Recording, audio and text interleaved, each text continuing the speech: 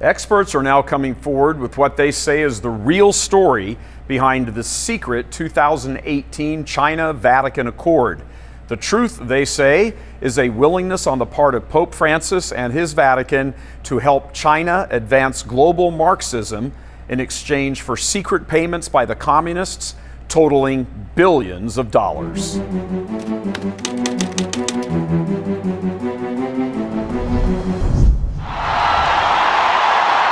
Shortly after his election to the papacy, Pope Francis lifted restrictions on Cardinal Theodore McCarrick, placed on him by Pope Benedict years earlier. The restrictions were owing to his homopredation of teenagers and seminarians spanning decades. But since the restrictions were not widely known, few realized the significance of Pope Francis's action. The specific task Francis assigned McCarrick, unknown to most at the time, was to go to China and enter into a secret agreement which would devastate the church in China and advance worldwide Marxism. Archbishop Carlo Maria Vigano confirmed the assignment of McCarrick in his original August 2018 testimony. It's a total sellout. Various Catholic media personalities have naively portrayed the China-Vatican Accord as nothing else than Francis's great desire to be the first pope to establish full diplomatic relations with the communist nation. But these new reports in the secular media suggest something much more sinister. Dr. Francesco Gallietti is founder and CEO of Policy Sonar, a Rome-based public policy institute which analyzes how political changes affect world economic markets. He tracks fortunes in zero hedge fund markets and has unearthed a disturbing connection between communist China and Pope Francis's Vatican. Gallietti says there's much more to the China-Vatican Accord than merely regulating who approves bishops in China. Beijing, in an effort to advance its goal of world domination, used Italy to gain access to European Union affairs and begin to exercise influence over them. But Gallietti says Italian politics are closely tied to the Vatican, and so the Chinese communists have used the Vatican to get access to Italian leaders. As the Wuhan virus outbreak showed, there is a heavy presence of Chinese nationals in northern Italy, part of a large wave of Chinese immigrants working in various industries overlapping with other European businesses.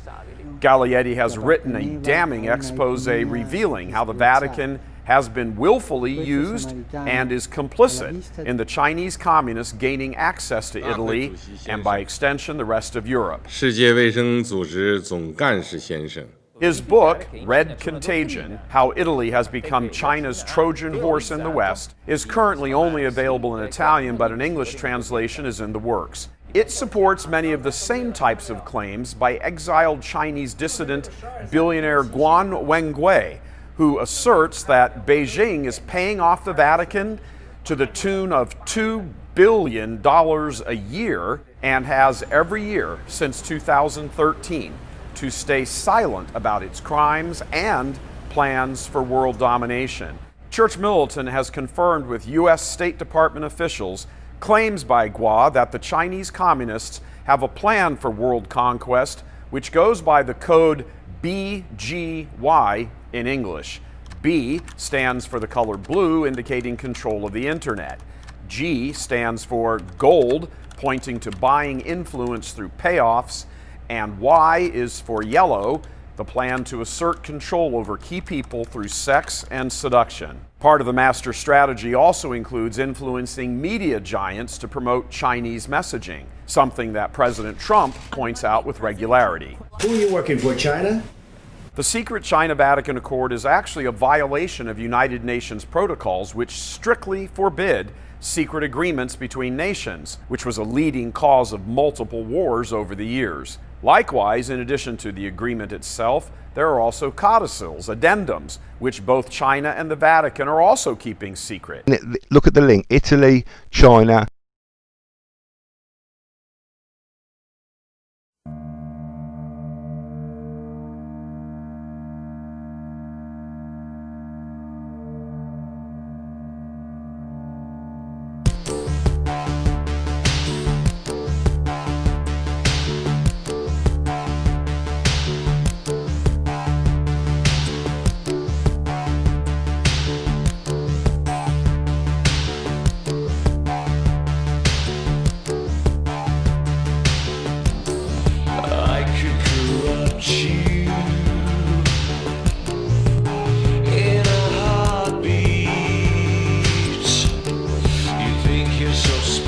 special.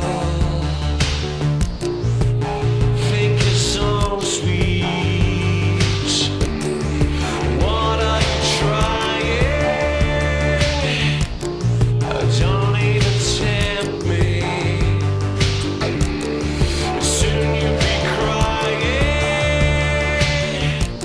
I'm wishing you dread me.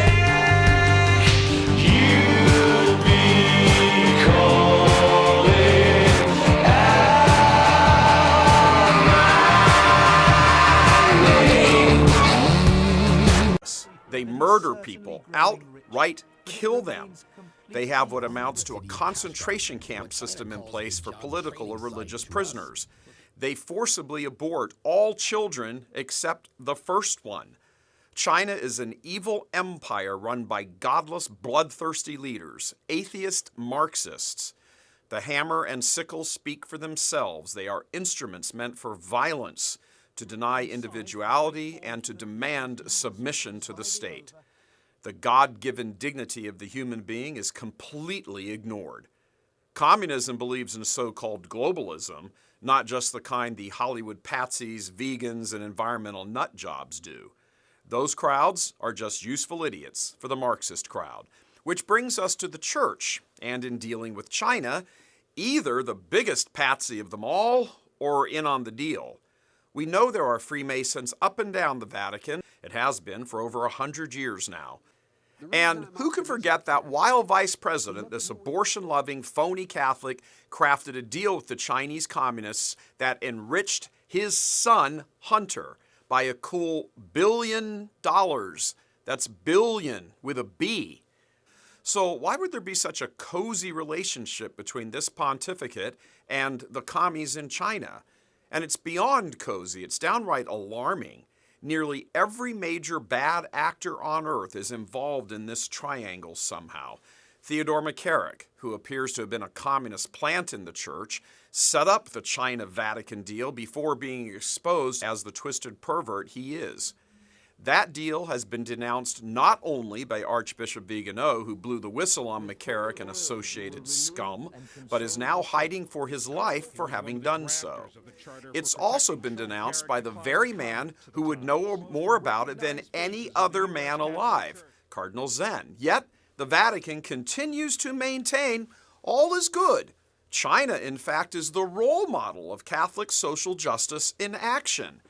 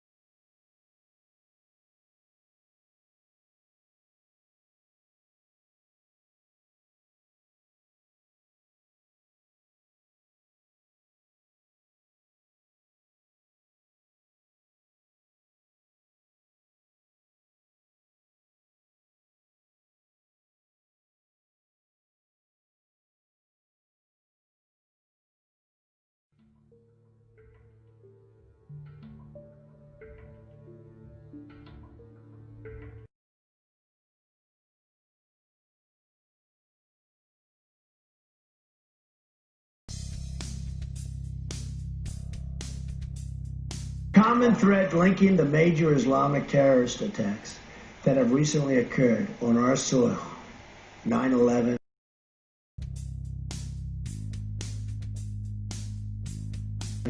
the Fort Hood shooting,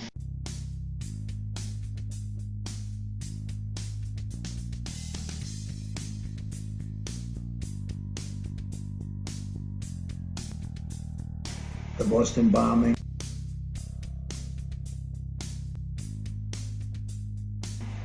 the San Bernardino attack,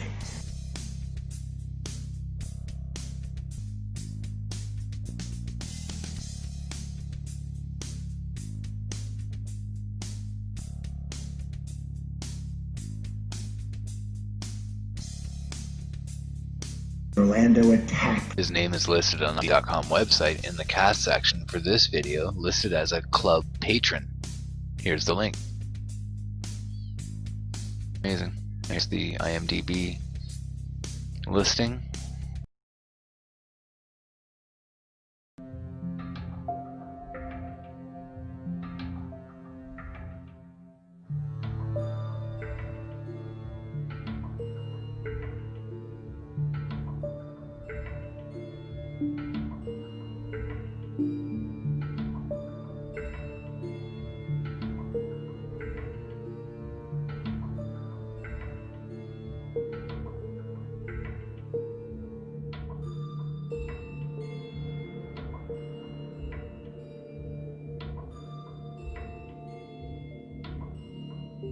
Swing the pendulum to absolute liberalism in every sphere, and then you let it go and let it swing to the other side so that you can get exactly what you want. Now, the two candidates, as we will see, fit the bill in every single aspect. If you go to the web pages and you look at the bloodlines of the American presidents, then it is a known fact that all the presidents that have, well, reigned in the United States have all been related. So let's have a look at what the media has to say. If all presidents are related, which of the 2017 candidates will be the next president? As it turns out, both Trump and Hillary Clinton are related to John of Gaunt, a 14th century royal. Gaunt was the first Duke of Lancaster, who was the son of King Edward III. According to MyHeritage, Trump is related through his mother, Mary Ann McLeod, back to his 17th grandfather, John Beaufort, while Clinton is related through her father and the Rodham family back to the 17th great-grandmother, Joan Beaufort. The two candidates are 19th cousins, and so they both have the right bloodlines to continue this lineage. Now, that's another story as to why they should all be related, and it's fascinating that the Bible doesn't speak about the presidents of the world, it speaks about the kings of the world. And it really, over the course of history, hasn't mattered which of the candidates has won, because the candidates have always both been in the same bloodlines. Here are the American presidential bloodlines. Here's another page that explains this. Did you know all 44 US presidents have carried European royal bloodlines into office? 34 have been genetic descendants of just one person, Charlemagne, the brutal 8th century king of the Franks. Now, that's a fascinating story, because Charlemagne is, of course, the one who was crowned emperor of the Roman Empire, the new Roman Empire, and the Pope was crowning him whilst his kingdom was falling apart. So he's a symbol of this unity of the world under one leadership, the papacy. And then if we go to Edward III of England, in fact, the presidential candidates with the most royal genes has won every single American election. Now, it seems as if Trump and Hillary had exactly the same lineage, so it didn't really matter which one of the two won. This information comes from Burke's Peerage, which is the Bible of aristocratic genealogy based in London. Every presidential election in America since and including George Washington in 1789 to Bill Clinton has been won by the candidate with the most British and French royal genes. Of the 42 presidents to Clinton, 33 have been related to two people, Alfred the Great, King of England, and Charlemagne, the most famous monarch of France. So it goes on. 19 of them are related to England's Edward III, and has 2,000 blood connections to Prince Charles. The same goes with the banking families in America. George Bush and Barbara Bush are from the same bloodline, the Pierce bloodline, which changed its name from Percy when it crossed the Atlantic. Percy is one of the aristocratic families of Britain to this day. They were involved in the gunpowder plot to blow up Parliament at the time of Guy Fawkes. Now that's even more fascinating, because that was a Jesuit plot to overthrow the Protestant government in the United States. So if all these bloodlines belong to these individuals that overthrew Protestantism, well, that would be an interesting plot for the puppet masters to work on behind the scenes.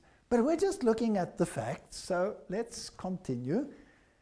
The Mail online predicted or showed that The Simpsons predicted a Donald Trump presidency, and it didn't end well. Time travel episode from 2000 featured broke nation relied on aid from China.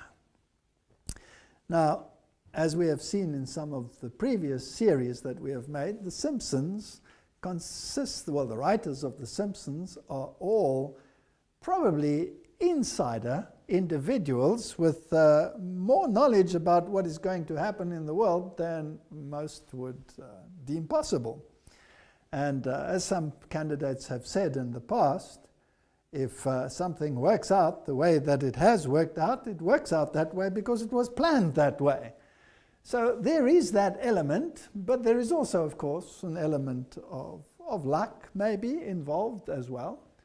Now, The Simpsons generally use many esoteric symbols in their productions, and they have been extremely accurate on a number of issues and have predicted many things that seemed unlikely or impossible years in advance. 9/11 being a case in point, the destructive events in the United States, and in their particular little issues, 16 years before this presidential election, they showed their character in the same dress as Hillary Clinton would be wearing, including the necklace, including the earrings, and that's rather fascinating. It's interesting that she actually wins the next election, but according to their scenario, Donald Trump would win the current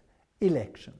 So that's rather fascinating, and some of the statements and the ideologies that were contrasted there are, well, very strange to say the least. This comes from the year 2000, and they show Trump in his red tie and his jacket between the flags, and this happened in reality. So they're pretty accurate. But it gets even more bizarre because they show that Trump, that's in 2000, greeting the people in Trump Towers, going down the escalator, raising his hand, and again, he has the red tie and the suit on. And reality, 2015, Trump greeting the crowds, going down the escalator of Trump Towers. I mean, it's pretty accurate. It's pretty sharp. Now, whether this is pure coincidence or whether it is not is actually irrelevant. Some of the more bizarre ones, rather interesting, are the maps that we will see in a moment. And you can see their character here saying, oh no, it's actually come true. And this is the map that has been going around where they show what the distribution of the votes would be, but this is actually not quite accurate because this one was actually one that they used in the Romney campaign, so it doesn't apply to that previous one. But nevertheless, it's interesting that they show these red demographics, and of course this picture has changed in the present one, so you can not really use this one. Now let's have a look at some other facts, because what we are interested in is prophecy and not the games and the dialectics that are being played in this world. The National Catholic Reporter tells us that Mike Pence, who is going to be the Vice President of the United States, which is a very, very powerful figure, is a born-again evangelical Catholic. And the web pages in the world tell us this very thing.